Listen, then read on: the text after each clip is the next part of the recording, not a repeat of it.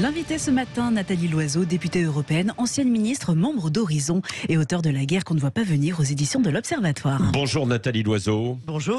Après le drame d'Annecy, des questions autour de l'immigration, du droit d'asile, de l'Union européenne aussi, alors qu'en France, le projet de loi immigration va être présenté dans les prochaines semaines. C'est ce que nous allons aborder avec vous, en évoquant aussi bien sûr la guerre Russie-Ukraine qui continue, la bataille à droite aussi en pleine recomposition, avec en toile de fond un éventuel remaniement. Nathalie Loiseau, est-ce qu'il faut changer les règles européennes autour de l'immigration? Est-ce qu'il était normal que le réfugié syrien qui jouissait de l'asile suédois, vous étiez en Suède d'ailleurs il y a quelques jours, ait pu rester pendant 8 mois en France avant de voir sa demande examinée? Alors, il y a beaucoup de questions dans votre question. Non, mais c'est... oui. Est-ce qu'il faut changer les règles européennes sur l'asile et l'immigration? Réponse oui. D'ailleurs, on est en train de le faire. Alors vous allez me dire, ça fait des années qu'on nous répond ça, on est en train de le faire. Et vous aurez raison, ça fait des années qu'on pousse, qu'on essaye, que c'est difficile, parce qu'il faut mettre 27 pays d'accord, il faut mettre une majorité au Parlement européen d'accord. Le Parlement européen a voté il y a quelques semaines. Les ministres de l'Intérieur des 27 États membres de l'Union européenne se sont mis d'accord il y a quelques jours, jeudi dernier, sur un renforcement des contrôles à l'entrée dans l'Union européenne. Un vrai renforcement. C'est-à-dire que l'idée, en gros, une personne qui ne relève manifestement pas de l'asile n'entre pas dans l'Union européenne. Son cas est examiné à la frontière et il y a 12 semaines pour qu'il reparte avec un screening de sécurité, un screening de santé. Screening, c'est-à-dire qu'un suivi, quoi. Une vérification. Exactement, s'il y a des antécédents, etc. Ça, c'est un vrai changement. C'est une fermeté supplémentaire qu'ont accepté une majorité de pays, pas tous, mais la majorité. Non, ça a été tendu lors des débats, ça. Mais ça fait des années bien sûr. Que tout le monde n'a pas les mêmes intérêts. Quand vous êtes un pays en première ligne, parce que c'est par là qu'entre les migrants. L'Italie, la Grèce, par exemple. La Grèce, Malte. Bon, quand vous êtes un pays de destination, c'est le cas de l'Allemagne, de la France, pendant longtemps. Et encore récemment, on a vu que des migrants n'étaient pas enregistrés en Italie, parce que les Italiens se disaient, ils arrivent par chez nous, mais après ils partent plein nord. Et ils arrivaient en France. Là, ce qu'on appelle aujourd'hui la solidarité, c'est soulager des pays de première entrée, mais en même temps, leur demander de mieux faire leur travail. Et les aider pour ça. Mieux enregistrer, mieux faire repartir ceux qui n'ont aucune raison d'entrer en Europe. Il n'y a aucune raison que nous disions à nos concitoyens, nous ne maîtrisons rien, arrivent sur le territoire ceux qui veulent arriver, nous n'avons pas le choix. Et c'est ce qui se passe actuellement, quand même. Mais c'est bien pour ça qu'on y travaille. Ça fait des années que c'est dit, ça fait des années que c'est dit, et beaucoup de politiques disent, oui, mais alors ça, ce sont des discours populistes, extrémistes, etc. Il faut bien accueillir ces gens qui quittent leur pays, leur continent. On ne va pas tout mélanger. Non, mais... Là encore. Mais c'est depuis 2015, depuis... la Syrie, notamment. Depuis la Syrie. Et je vous remercie de le dire, parce que dans le drame d'Annecy, bon d'abord, je trouve qu'il y a beaucoup de gens qui ont parlé beaucoup trop vite, et j'ai jamais aussi bien compris l'intérêt d'une minute de silence. J'aurais préféré qu'il y ait des jours de silence. Quand vous avez des enfants qui sont encore à l'hôpital, quand il y a beaucoup d'inconnus encore dans ce qui s'est passé, dans le profil de l'agresseur, etc., il y a une certitude, c'est, si j'ose dire, il y a un coupable. C'est Bachar el-Assad. C'est l'État dans lequel il a mis son pays, qui a envoyé sur les routes des centaines de milliers, voire des millions de Syriens, et qui a traumatisé une population. 2015, vous l'avez dit, c'est le début de la crise migratoire. Et puis il y avait aussi tous les islamistes et puis Daesh. Bien sûr. Oui. Après, on commence par la répression d'une manifestation de gamins. Souvenez-vous, 2011, c'est des gamins qui manifestent. Répression sanglante. Bachar el-Assad ouvre les prisons aux terroristes qui étaient emprisonnés et crée de lui-même une guerre civile. Et puis il y a un autre, il y a eu les responsabilités même de l'Europe, de la France, ce qui s'est passé en Libye, ce qui s'est passé après aussi. Mais il faut dire en fait les choses, quoi. Même la Tunisie, où évidemment il y a eu cette fameuse révolution qui était souhaitée, mais ensuite sans aucune maîtrise, quoi. Alors, là encore, c'est deux choses différentes. La Libye, si on fait une opération militaire, on s'assure de la suite. On part pas en s'en lavant les mains. On a créé un chaos en Libye. De la même manière que les Américains avaient créé un chaos en Irak, que ça a été Al-Qaïda, etc. Pour revenir à nos questions migratoires, c'est depuis 2015 avec la Syrie qu'on est en face de quelque chose sur lequel on a peiné à trouver une solution. Vous avez eu à l'époque Angela Merkel disant « pas de problème, on y arrivera ». Sauf que c'était à la fois généreux, mais il fallait réfléchir bien davantage à ce qu'on faisait. Vous avez des pays comme la Pologne, la Hongrie qui ont dit « on veut pas le savoir, c'est pas notre problème ». Aujourd'hui, la Pologne dit pas du tout la même chose, que la Pologne a accueilli 1 million de réfugiés ukrainiens. Elle est évidemment satisfaite de bénéficier de la solidarité européenne. Mais la solidarité, ça veut pas forcément dire prendre des personnes qui arrivent en situation irrégulière. D'abord, ceux qui n'ont manifestement pas droit à l'asile, ils repartent. Ceux dont il faut vérifier la demande d'asile, il faut que ça aille beaucoup plus vite. Oui, c'est ça. Et malgré tout, dans l'affaire d'Annecy, il y a une chose que je trouve positive et une qui ne l'est pas. Une chose qui est positive, c'est que la demande d'asile a été examinée beaucoup plus vite qu'avant. Moi, quand j'étais au gouvernement, à l'époque, c'était encore 18 mois l'examen d'une demande d'asile. Là, ça s'est fait en 6 mois. Mais à partir du moment où quelqu'un a eu l'asile, en Suède en l'occurrence, mais il n'a pas redemandé ça devrait être automatique. Immédiatement, au premier jour, on devrait lui dire « Monsieur, écoutez, non ». Alors là aussi, l'Union européenne est en train... Oui, mais il peut voyager librement, puisque évidemment, il n'y a pas de contrôle. C'est aussi l'un des problèmes, quoi. Alors, c'est l'un des problèmes. Vous avez combien de centaines de milliers de Français qui, tous les jours, vont travailler dans un pays frontalier? Si vous dites que la solution, c'est fermer les frontières, vous allez mettre au chômage des centaines de milliers de Français. Sauf qu'il y a des contrôles, quoi. Si vous pensez en fait à la Suisse, il peut y avoir des contrôles, quoi. Ah, la Suisse est dans l'espace Schengen. Vous avez des gens qui tous les jours font bien sûr, et vers l'Espagne et vers l'Italie, etc., etc. Quand j'entends Marine Le Pen dire moi je veux sortir de Schengen, c'est-à-dire qu'elle veut effondrer la France. On a besoin de ce va-et-vient quotidien. Est-ce qu'on aurait pu éviter qu'une personne en situation légale en Europe ne commette le crime qu'il a commis? Je crains que non. De la même manière que, est-ce qu'on aurait pu éviter qu'hier un Néerlandais, si je ne me trompe pas, tue une petite fille, la fille de ses voisins, quelque part en Bretagne? Je crois que non. Ça ne veut pas dire qu'on ne doit pas toucher à la question migratoire. Les Français, les Européens ont une préoccupation légitime. Oui, et ça a été tabou pendant quelques années quand même, cette question de l'immigration. On avait l'impression que dès qu'on parlait en fait d'immigration, et c'était reproché à une certaine droite et voire à l'extrême droite, et on disait non, mais... Ça a été aussi reproché au gouvernement d'Emmanuel Macron. Moi, j'ai le souvenir, comme ministre des Affaires européennes, d'avoir cherché la solution. À l'époque, c'était très difficile, je vous l'ai dit, les Polonais, les Hongrois ne voulaient pas en entendre parler. Salvini, en Italie, ne voulait pas de solution, il préférait vivre du problème, en quelque sorte. Donc on était écartelés. Vivre du problème, je ne sais pas s'il voulait vivre du problème. Ah, je vous assure. Mais attendez, mais il était confronté à un problème, lui, contrairement à certains. Quoi. Il faisait... vous l'avez dit vous-même, c'est pays d'entrée en Europe. Mais pays d'entrée, vous êtes. N'enregistre personne et dit aux migrants le chemin de la France, c'est par là. Oui, parce qu'ils n'avaient pas envie que, évidemment, ces personnes s'arrêtent là aussi, quoi.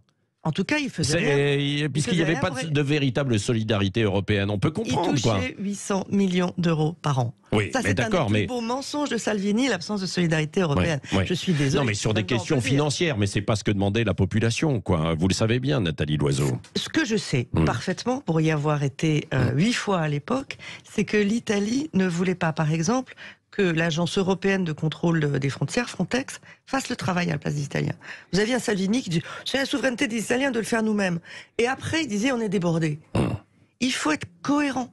Si on est d'accord, et je crois qu'on est de plus en plus nombreux à être d'accord qu'une immigration non contrôlée est un problème pour nos pays, parce que ça coûte cher, parce que les questions d'intégration sont mal traitées, à ce moment-là, il faut accepter de travailler en responsabilité et en solidarité, mais solidarité dans les deux sens. Bon, donc pour vous, il n'est pas question de déroger au droit européen, justement, sur cette question. Il est question de le faire évoluer. De le faire évoluer, mais pas déroger, quoi. De la loi. En revanche, quand j'entends, par exemple, Éric Ciotti, au hasard, mais il n'est pas le seul, dire on ne va pas appliquer le droit européen. Mais monsieur Ciotti, ça s'appelle un Frexit. Et pas appliquer le droit européen en matière de coopération sur les questions du ministère de l'Intérieur ou de la Justice, ça veut dire que demain, quand vous avez une alerte enlèvement et que une petite fille part enlevée par son père au Danemark ou en Italie, vous pouvez plus aller la chercher. Vous avez plus de coopération européenne. C'est ça qu'il veut, monsieur Ciotti. Moi, c'est pas ce que je veux, moi, en tout cas. Ouais. En tout cas, donc c'est soit on est complètement effectivement dans l'Europe sur toutes ces questions. Oui, on l'a fait changer de l'intérieur. C'est la grande différence entre sauf que les extrêmes qui sont dans l'invective, qui, vous voyez, ça marche pas, donc l'Europe c'est nul. Moi, je dis. Ça marche pas, donc on la change de l'intérieur, cette Europe. Alors oui, c'est beaucoup de travail, c'est beaucoup d'investissement, c'est de la conviction, c'est du compromis, et c'est pas un gros mot. C'est-à-dire qu'on n'aura pas 100% de ce qu'on voudrait, mais on aura été dans la bonne direction. Je crois que c'est ça qu'il faut qu'on fasse. Est-ce que le discours n'est pas en train d'évoluer? Bien sûr, on le voit à travers toute l'Europe autour de l'immigration, que ce soit en Italie, vous l'avez évoqué, en Espagne, en Grèce, en Danemark, en Suède, où vous étiez d'ailleurs il y a quelques jours. Partout, il y a beaucoup plus de fermeté. Et même dans les propos de gens à droite, Édouard Philippe, il l'a dit en fait dans cette interview la semaine dernière, quoi. Il a dit il faut qu'on arrête avec les non-dits, parlons vrai, quoi. Grosso modo, il a repris le slogan de Sud Radio. C'est-à-dire que tout ça était un peu tabou auparavant. Mais vous aviez, c'est pas que c'était tabou, c'était que vous aviez soit des gens qui vous disaient il y a aucun problème, la tête dans le sable, l'autruche, il y a aucun problème, contre tout ce que ressentent beaucoup d'Européens. Vous aviez des gens qui étaient dans l'invective et qui faisaient de l'immigration l'origine de tous les maux sans apporter aucune solution. Simplement pour dire l'immigration. Ok, on fait quoi ? On fait quoi ? Au Rassemblement national, ils avaient quand même certaines solutions. On va pas revenir sur leur programme, mais dans leur programme, il y en avait un petit peu. Réalisable. Aucune. C'est alors on sort de l'Europe, super. Donc effondrement. Non, il y avait aussi le contrôle. Il y avait reprendre en fait le renforcement des contrôles à la frontière, sans sortir de l'Europe. C'est ce qu'ils voulaient. Si vous fermez les frontières nationales, une fois de plus, vous faites du mal à votre pays, vous faites du mal à votre économie, vous faites du mal à vos citoyens. C'est notre intérêt. Est-ce qu'on est un pays de tourisme? Oui ou non? Oui. Est-ce qu'on peut continuer à être un pays de tourisme si on ferme les frontières nationales? Bien sûr que non. Les États-Unis, le Japon, ce sont des pays et des destinations touristiques en même temps. Et il ne vous a pas échappé qu'il y a davantage de contrôle quand on rentre dans ces pays quand même. Et il ne vous a pas échappé non plus que sur le plan géographique, ils ne sont pas du tout dans le même périmètre. Ouais, mais là, vous avez raison, c'est que c'est au niveau européen. Si vous voulez comparer aux États-Unis, il faut que la frontière extérieure de l'Union européenne soit contrôlée autant que possible. Je dis autant que possible parce que vous avez vu aussi Madame Meloni qui a été élue très largement en Italie sur un programme de contrôle des migrations, zéro migration. Elle fait face à la plus grosse arrivée de migrants irréguliers en Italie depuis des années. Ça veut dire aussi qu'il n'y a pas de baguette magique. Et c'est là où je pense que Édouard Philippe a raison d'être ferme, lucide, de parler vrai comme... On crève des non-dits. On crève des non-dits et en même temps de proposer des solutions pragmatiques et sans dire « je vais tout régler ». Vous allez voir, immigration zéro. Immigration zéro, c'est ce qu'avait dit Boris Johnson. Il y a plus d'arrivées illégales au Royaume-Uni aujourd'hui qu'en France. Beaucoup plus. C'était un leurre, c'était un mensonge. Le populisme, c'est ça. C'est beaucoup plus en Grande-Bretagne qu'en France. Beaucoup plus au Royaume-Uni, 2022, beaucoup plus au Royaume-Uni qu'en France. Et pourtant, c'est une île. À partir de là, il faut des solutions pragmatiques. Ce qu'a dit notamment Édouard Philippe, un non-dit qu'il a fait sauter, et il a raison, c'est l'accord franco-algérien. On le sait tous. Et là, on parle même pas de migration illégale, on parle de migration légale. L'accord de 68, quoi. Mais cet accord de 68 qui nous met devant le fait accompli, qui a été signé à une certaine époque, avec une démographie différente, avec un contexte historique différent, et qui aujourd'hui fait que en réalité, en Algérie, s'occuper du sort des jeunes n'est pas une priorité parce que les jeunes partent en France. Ça, c'est pas possible. Est-ce que vous pensez, Nathalie Loiseau, que cette question de l'immigration sera finalement en toile de fond de la future campagne qui va venir? Et puis là, on voit déjà les affrontements, Édouard Philippe, Laurent Wauquiez à droite et beaucoup d'autres. Alors, Sachant je ne sais qu'évidemment- pas, vous savez, Madame Difficile. Irma, la boule de, Ouais, de non, non, cristal, bien c'est sûr. difficile. Ouais. En tout état de cause, ce que nous espérons réaliser, c'est permettre que une réforme des lois asile et migration européennes arrive à terme avant les élections européennes. C'est l'objectif qu'on s'est fixé. Le Parlement européen a fixé ses positions. Maintenant, les ministres ont fixé leur position. Les deux vont se mettre à négocier ensemble. Je ne dis pas que ça va être facile. Pas du tout. Mais notre objectif, c'est d'avoir avancé. Est-ce que ça sera suffisant ? Je vais vous dire le fond de ma pensée, sans doute pas. Mais on aura progressé. Moi, c'est ça que je porte depuis que je suis au Parlement européen. C'est pas aboutir à tout ce que je souhaite tout de suite. C'est faire aller l'Europe dans la bonne direction. Oui, encore deux questions, Nathalie Loiseau, il nous reste 2 minutes. Sur le harcèlement, il va y avoir 1 heure cette semaine de sensibilisation dans les collèges. Les syndicats de proviseurs et d'enseignants disent on monte pas ça comme ça à la va-vite au mois de juin. Qu'est-ce que vous leur répondez ? Écoutez, d'abord c'est mieux que rien, mais ça suffira pas. Moi je dirais simplement, c'est l'attention qui doit être portée par les professeurs, par les surveillants, par les camarades, par les parents. Ce qu'on appelle la communauté éducative peut pas rester dans l'indifférence. C'est la même chose que pour les enfants qui font l'objet de maltraitance.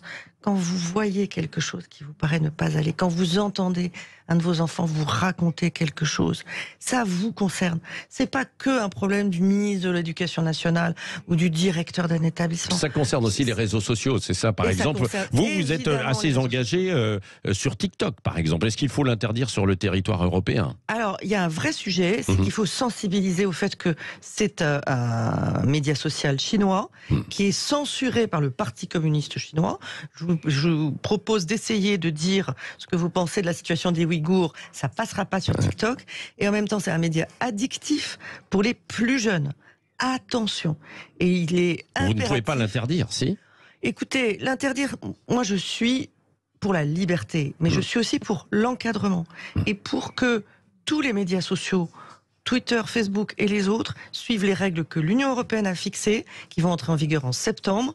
À partir de maintenant, on est sérieux. C'est pas le Far West américain, c'est pas le tout interdit comme en Chine, c'est un choix européen et qui est un choix d'équilibre. Oui, à propos des européennes, vous serez tête de liste ou pas pour la prochaine ? J'espère me représenter comme députée européenne. La tête de liste, c'est vraiment pas mon sujet, c'est vraiment pas ma préoccupation du moment. Je suivrai, j'aiderai celui ou celle qui sera tête de liste. Et ce qui est important, c'est que la majorité Renaissance, Horizon et le Modem ira ensemble. Merci Nathalie Loiseau, ancienne ministre et députée européenne, qui était l'invitée ce matin de Sud Radio.